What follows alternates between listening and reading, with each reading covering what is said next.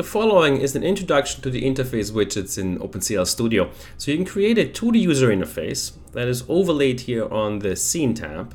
And when the application is running, this interface is active and you can use it to control variables or display the content of buffers and so forth. So the interface widgets are all rendered natively in OpenGL. This has the advantage that the GUI nicely integrates with OpenCL Studio and the entire GPU computing concept. And it makes it easier to share buffers on the GPU with some of the user interface widgets. And we'll see examples of that a little bit later. So let's begin by examining the GUI subtree over here in the tree view. When I do a right mouse click here, you can see all of the interface widgets that are available. Most of them are fairly basic, just as labels, input fields, sliders, and some are more complicated, such as windows and canvases. So I'll just go ahead here and let's insert a slider. And after I've done so, it appears here on top of the scene view. And once you have selected the slider in the tree view, there is a manipulator attached that allows you to change the size of the element and position it on the screen. So the way to interact with this slider object is via the script processors. So once you drag and drop it in here, you can see here now on the right hand side all the events that this slider publishes, and over here you can implement an event handler.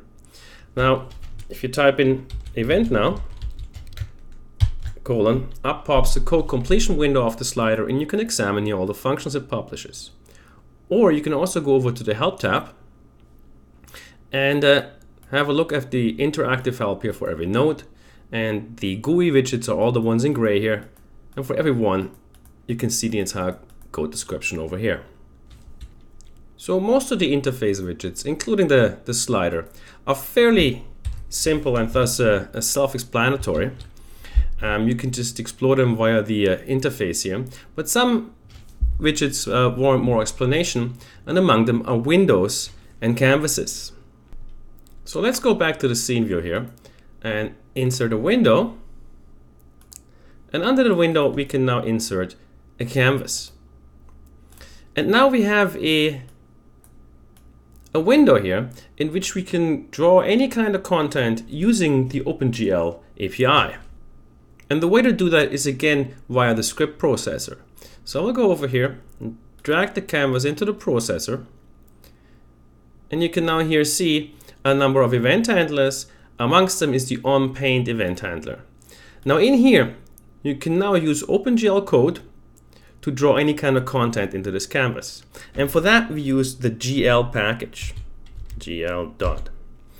Now this is a Lua plugin module that encapsulates most of the OpenGL 4.2 API, and this package does come with a distribution of OpenCL Studio. You can find the source code as well as a Visual Studio project to build it in the workspace directory.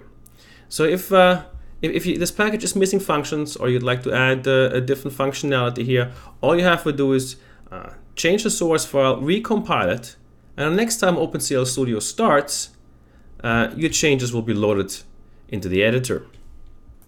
Now the GL package encapsulates the OpenGL API almost one-to-one. So this means that you can use all the documentation and the examples that are available online to achieve your own rendering effects here. So let's begin by clearing the background of our canvas.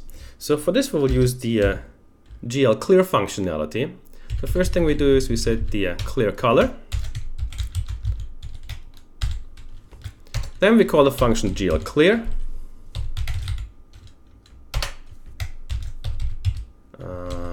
GL color buffer bit, and afterwards we set the clear color back to black.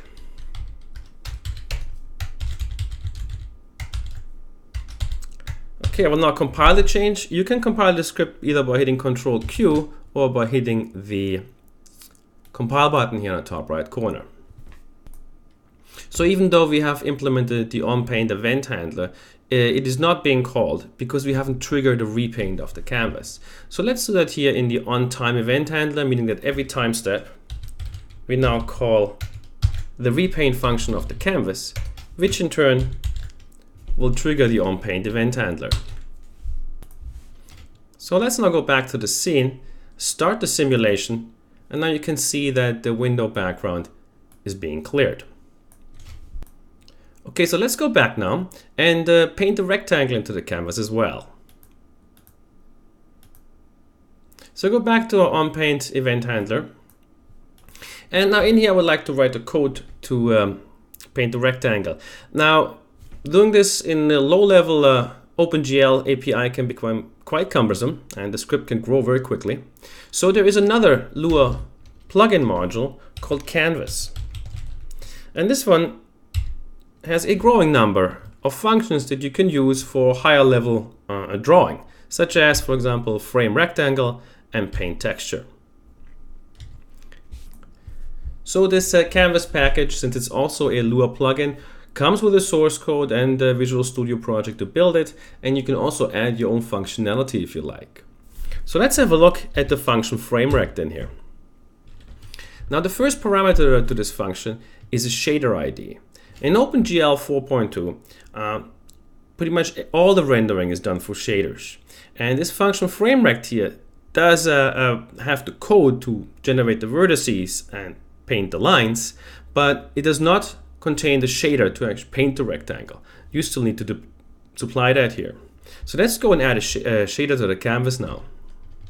So we'll go ahead to canvas, do a right mouse click, add a shader to it, and let's rename that as colored. And then if we go down here to the property sheet of the shader, you can see that there's a browser right here, a file browser, that points to the workspace directory. And in here you can select a number of predefined shaders.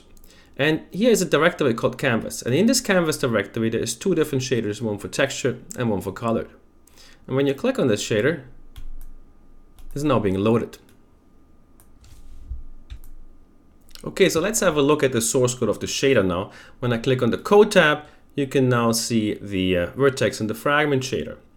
And in here, there are a few, there's a uniform and a vertex attribute.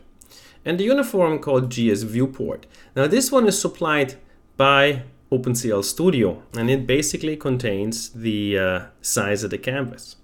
The GS Vertex and the GS color here in the fragment shader are actually set by the canvas.frameRect function. So using the shaders like that and using the Lua plugin modules, you can pretty much paint any type of content into a canvas that you can with the OpenGL API. So let's go back now and paint a rectangle. So we're now going to call the frameRect function. The first parameter has to be the shader, and that's just the first child here called colored. And now we're asking the shader. If I hit colon, you can see there's a function called GLID, and this one returns the OpenGL ID of this shader program, and that is what you can pass to OpenGL functions. There's different objects in OpenCL Studio that all have the GLID function. Now the next parameter was the size of the rectangle,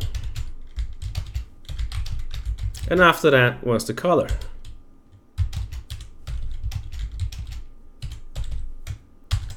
Okay, so now compile the change and we'll have a look what happened. So back to the scene view, start the application, and now you can see the rectangle here on the bottom left side of the screen. So let's go a step further now and paint a texture into the canvas. So the first thing we have to do is load a texture. So we'll go to the OpenGL subtree, do a right mouse click and insert a texture object. And after that's done, so you can go to the property sheet, and here's a file browser from which you can select a texture in the workspace directory. So I will just choose one here, font. This one is just a font texture that OpenCL Studio uses to render text. If you double click on it, that texture is now being loaded onto the GPU. And now we can go back and paint this texture into our window. So we'll now go back to the script processor, to the onPaint event handler. I can now use a function here in the canvas, the other one, paint texture 2D. Now this one also requires a shader, and I'm following it, it requires the texture ID.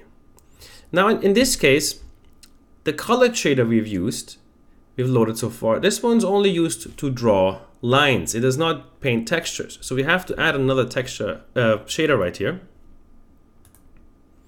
We'll call this one texture. Go to the property sheet, go to canvas, and select a textured shader. So now we can call the paint texture function. Paint texture 2D. It wants a shader.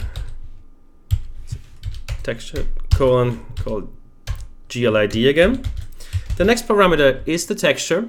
It's located in the OpenCL subtree. So go OpenCL dot, there's our texture. Hit colon, and here's also GLID function.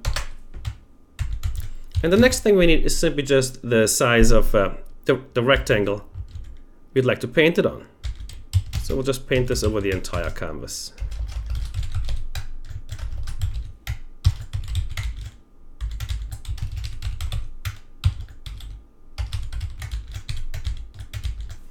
Okay, I'm going to compile the script, Control Q, and we'll see what happened. Back to the scene, hit play, and now you can see our texture has covered the background as well as the rectangle. The reason being is that we paint the texture after the rectangle. If we just change the order of these calls around, go back to the scene, you will now see the rectangle again. So let's now stream a video into this canvas rather than a texture. And that's done quite easily. We simply go back to the texture object.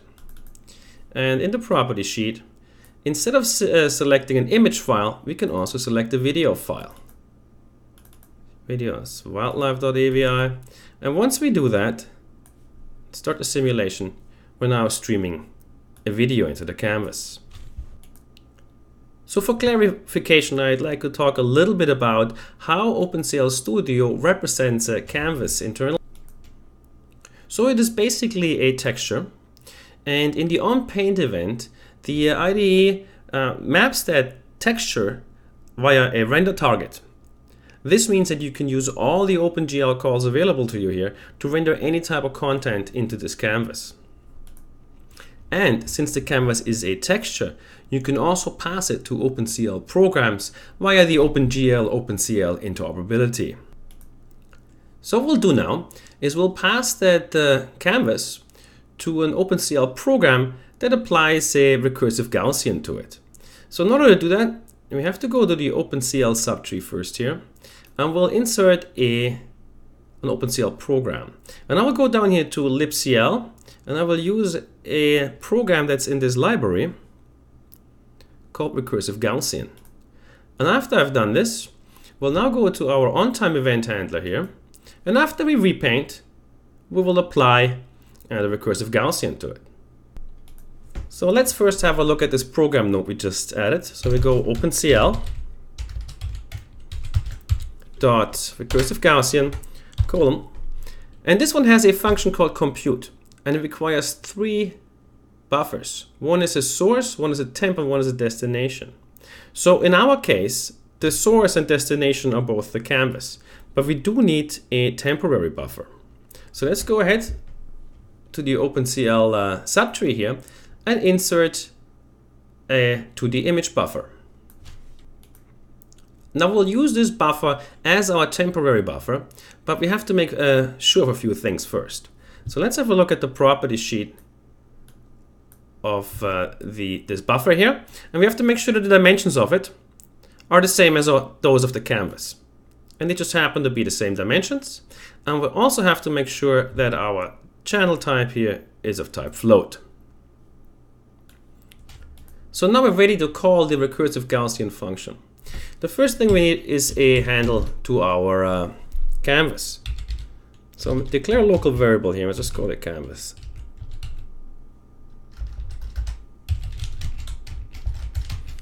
So we'll call event colon, and now you can see a function here called getBuffer, and you can see this returns a CL mem object, and this is what we need to pass to the recursive Gaussian. So similar to the getGLID that returns IDs that you can pass to OpenGL functions, getBuffer returns an object that you need to pass to OpenCL functions. So that's all we need to do. And then let's get a handle to our temp buffer. And that one is under the OpenCL subtree. And similarly, it also has a getBuffer function. Okay, now we have everything we need to call the recursive Gaussian compute function. We will pass in the canvas, the temp, and the canvas. Okay, now there's one thing that is still missing here, and that is, since we're using our canvas is an OpenGL buffer, we need to acquire and release that buffer before we can pass it to the OpenCL kernel. And that's just part of the way OpenGL interoperability works.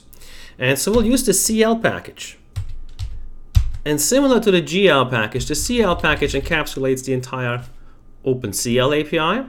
And there's a function in here, enq acquire GL object. And we can pass our canvas to this. And then similarly, after we're done, we need to release it.